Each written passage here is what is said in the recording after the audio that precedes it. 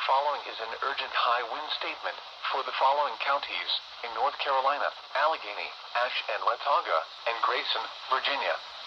High wind warning in effect from 7 a.m. to 10 p.m. Eastern Standard Time Friday. West winds 25 to 35 miles per hour with gusts up to 60 miles per hour possible. Where? In North Carolina, Allegheny, North Carolina, Ashe, and Watauga counties. In Virginia, Carroll, Floyd, Grayson, and Roanoke counties. When? From 7 a.m. to 10 p.m. Eastern Standard Time Friday. Impacts: damaging winds will blow down trees and power lines. Power outages are expected. Travel will be difficult, especially for high-profile vehicles. Watch for falling debris, tree limbs, and down power lines. Use caution if you must drive.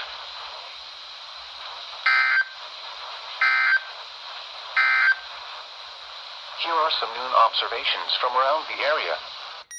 It's been a good while since I caught a high wind warning, not just on WNG588, but also in general, ever since I last caught that high wind warning during Tropical Cyclone Helene back in September of 2024. So a good while since I caught a high wind warning. Well, at least one that was telling it, that is.